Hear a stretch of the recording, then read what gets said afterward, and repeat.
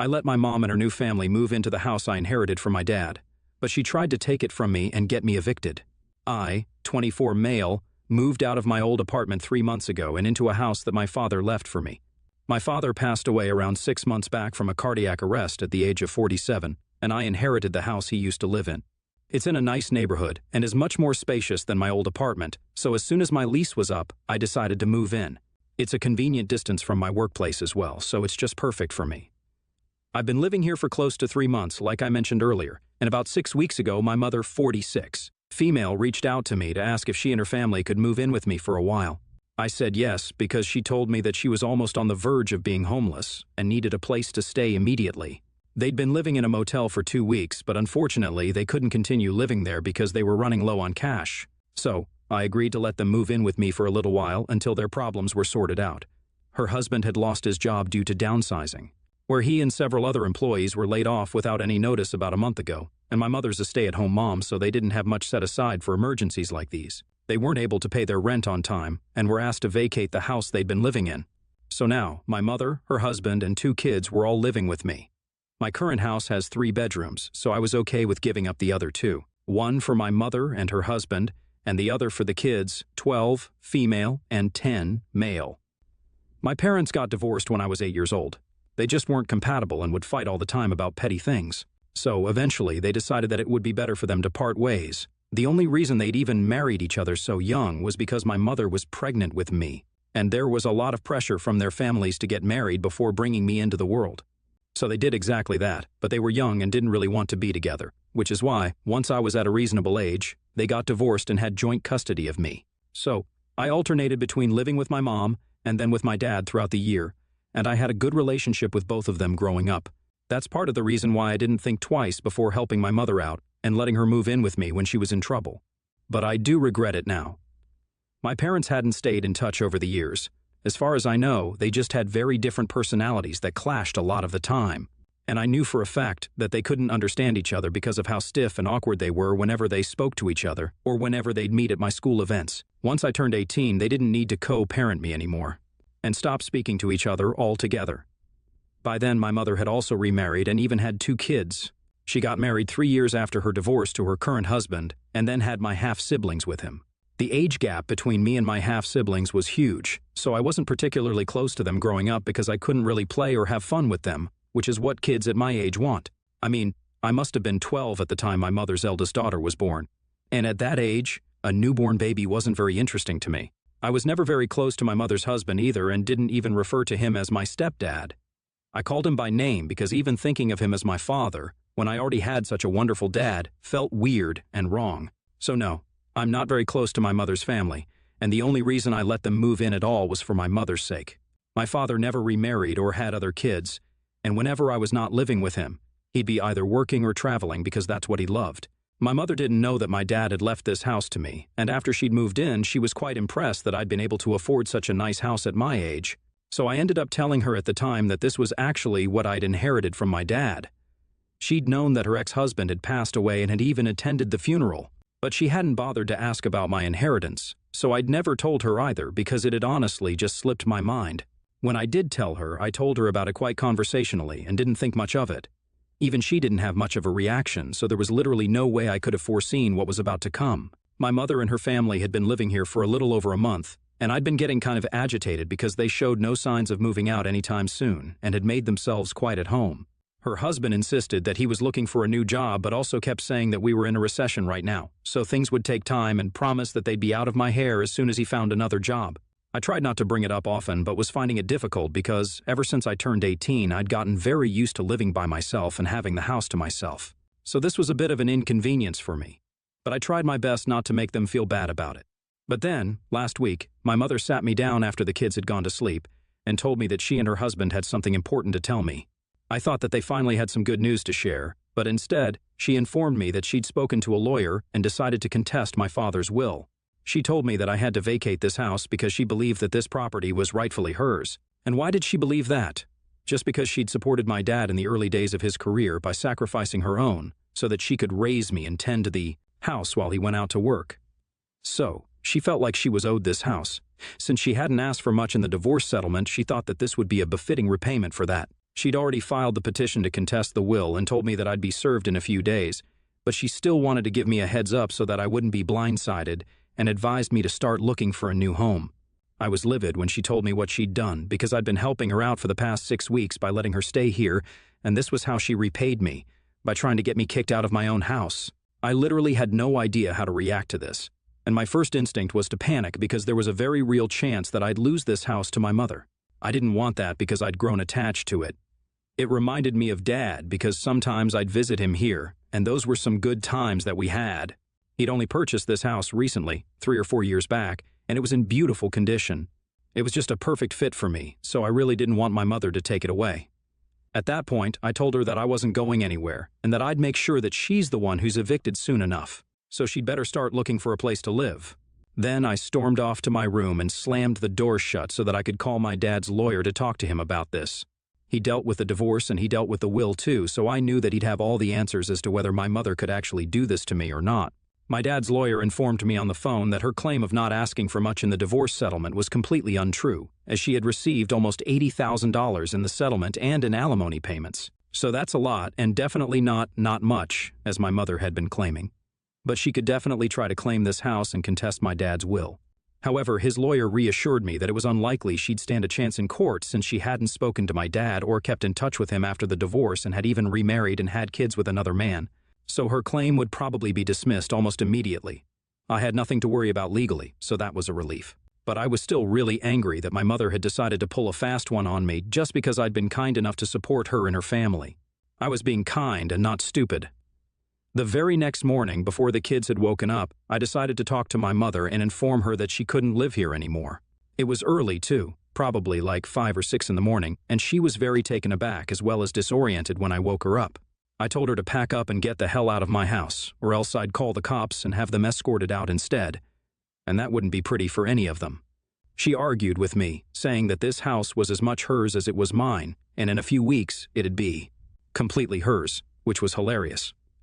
But I wasn't going to let her intimidate me, so I told her that time would tell if that was true or not. But for now, this house was completely and entirely mine, and she had zero rights over it, so she needed to leave, or I would make her leave. She thought I was bluffing, and so did her husband. So they pushed me out of the room, locked themselves inside, and refused to leave. And then I did exactly what I had promised.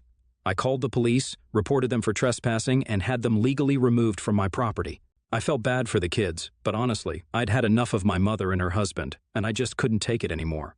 Once the cops were there, they tried to reason with me and beg me to let them stay, but it was too little, too late. I'd already seen their true colors, and I wasn't going to let them stick around and make things worse. So, they absolutely had to leave. And they had to leave now. My mother was cursing at me even as she packed some of her clothes and her kids' stuff, but it wasn't going to change my mind now. Thankfully, they'd only brought clothes with them and no furniture and had been sleeping on foldable beds, so they were done quickly enough. Soon enough, they were all gone, and I was back to being on my own again. But ever since that incident, my mother has been texting me every single day to convince me to take them back in and has even stopped the proceedings to contest the will to avoid any further complications. I've managed to ignore her for a while, but last night she told me that they're really low on money and can't afford to live at a motel anymore. They're desperately in need of a place to live and asked me to take them back in, just for the sake of their kids. So I told her that I'd be willing to take the kids in, but she and her husband cannot come back here. She flipped out on me, called me heartless and cruel, and said that I deserved to go to hell for how I'm treating them, and then disconnected the call. ITA for saying no to letting my mother and her husband live at my place, even though they might become homeless otherwise? Update 1. Thank you, everybody, for all the advice and reassurance that helped me compose myself since I've been feeling very guilty about not letting my mother stay with me. I felt really terrible for my half-siblings, but if my mother didn't want to let them live with me, then there was very little that I could do for them. I haven't heard from my mother or her husband since that last phone call, and I'm concerned that they're probably homeless right now, which is just really sad for them. But they honestly brought this on themselves. I can't imagine how or why my mother felt entitled enough to demand that I vacate my own house and look for someplace else to live. She never had anything nice to say about my dad after they separated and hardly even spoke to him back when he was alive. So to say that she felt that he owed her this house was an insane statement to make. And she even decided to act on it and contest the will. Likely my mother had just assumed that she would inform me that she wanted the house and was contesting the will, and I would just transfer the ownership to her without questioning anything simply because she felt that my dad owed her that house. She was my mother, and I would have loved to help her out and support her at a time when she seemed to really need it, just like she'd done for me throughout my childhood. But I wasn't going to do that at the cost of myself. Like I said, her husband had just become lazy after I allowed them to move in. He would promise that he was looking for work, but I never saw him do anything other than smoke on the couch and watch television, as if he could afford to just sit back and relax like nobody's business. I didn't say anything to him, but I kept asking my mother to speak to him and get him to put himself out there because they obviously couldn't just stay here for the rest of their lives. But even she kept putting it off and said that it'd happen whenever it was destined to. They were just too laid back, and if that's the way they'd been living their lives, then it was hardly surprising that they were in such a dire situation today. I just feel bad for the kids because this is not their fault, and yet they're suffering even more than their parents are. It's been close to 4 days since I last spoke to my mother, but I'm hoping that she found someplace else to live because otherwise, it's just going to keep bothering me. She's not a very nice human being, but she's still my mother, and I would want for her and her kids to be safe and sound. I'm still not going to let her move back in here, though. Not after how she tried to screw me over even though I was trying to support her. She can send the kids over and hire someone to watch over them, but that's the most I'm willing to do for her, simply out of humanity and nothing else. Now, the ball is in her court. If she wants my help for her kids, she can contact me, and if not, then that's her call, and I'll respect it. Update 2. Hey, so quick update. My mother still hasn't called me or reached out to me, and I'd sort of forgotten about her as well because it's been 2 whole weeks since we last spoke. A few hours ago, my mother's husband called me up and asked me if I'd be willing to lend him some money for the time being. I wasn't going to just hand over the money without first making sure that he wasn't up to something shady, so I asked him why he needed it. He told me that he'd decided to take his kids and my mother and catch the next bus to go visit his brother, who lived a little out of town. He needed the money for bus tickets and told me that he'd return it as soon as he'd be able to. I don't believe he's going to return the money. Just like he's never going to cover his share of the electricity bills from when their family lived with me, but it's fine. I'm not the kind of person to hold on to grudges, and I believe in helping people in their time of need. So I agreed to lend them the money. I have more than what I need for myself by God's grace, and lending some money to my mother to help her out wasn't going to make me poor. Her husband also asked me to visit them at the motel one last time because, even though my mother wouldn't be willing to admit it, she really does want to see me one last time before she moves out of the city. She hasn't called me herself, but I'm still going to visit her to say goodbye. She can choose to continue being pissed at me for what happened, but I'm not sorry in the slightest for what I did. And I'm still the only person helping them out right now. So I'm going to expect her to be grateful for it. Update 3. Hey guys, so I'm back home after an intensely emotional meeting with my mother. I sent the money that they needed for the commute to her brother-in-law's place, and a little extra to her husband a few minutes before I entered the motel. Her husband looked ragged and didn't speak much but led me to the motel room and took the kids down to the lobby with him so that my mother and I could talk without being interrupted. At first, she was very brusque with me and thanked me for helping them out with the money in spite of whatever had happened. I thought this was going to be it, so I just said, "You're welcome." I was about to leave, but she stopped me and told me that she was also really apologetic for trying to screw me over and get me kicked out of my own house. She admitted that she'd been really stupid to try that anyway, since she knew that she didn't actually deserve that house, and neither did my dad owe it to her. But she was just desperate for her kids to have a proper home, which is why she did what she did. I'm glad she came around and realized that what she'd done was messed up, but I also told her that this was the last time I was helping them out, and told her not to make a habit out of it. She agreed and informed me that in a day or two they'd be taking the bus so that they could move in with her husband's brother, who had a poultry farm. It wasn't the most glamorous job, which is why her husband had been reluctant to join him, but now this was the only option they had. Her kids were a little upset about leaving their friends behind, and I could understand that it must be tough for them already. But what can you say? That's life. She said that she's grateful that her brother-in-law was kind enough to take them in and let her husband join the business. She finally had some hope for the future, so that's good for her and her family. She's given me the address of the place as well and told me to visit if I ever wanted to, but didn't pressure me into it, given what had happened in the recent past. It's just been 3 weeks since I had them kicked out, but it already feels like an eternity has passed since then. Sadly, she and her family have to go. Through so much, and given that she's almost 50, it's definitely not easy for her to deal with this devastating situation. Add to that 2 young kids to take care of and think about. They're not even in their teens yet, and are already watching their parents struggle with money and eviction. They're just too young for this. If I'm being honest, I know that this decision of mine to lend my mother money, despite what she tried to do a few weeks back, will draw a lot of flack from people. You guys might even think of me as weak-willed and a soft target, but I mostly did it out of pity for the kids. I didn't feel very connected to them when they were born because I was so young myself, but now that I'm a lot older, Things have changed, and I lived with those two kids for a month. I know them personally now, and they're bright and happy. They certainly deserve better. My mother messed up big time, and I already evicted her for it. But beyond that, I don't have it in me to turn my back on people who need my help. Even my mother's husband, lazy as he is, doesn't deserve to go through something like this. He used to be quite respectable earlier, and I'd never even imagined that a day would come when he'd be asking me for financial help. It's pathetic, and I just would never have been able to live with myself if I'd refused to support them in their time of need, not just because this is my mother's family, but because they're human beings first. I couldn't let those two kids go into foster care. I just couldn't let that happen. But neither could I adopt them yet, so I did what was best for everyone.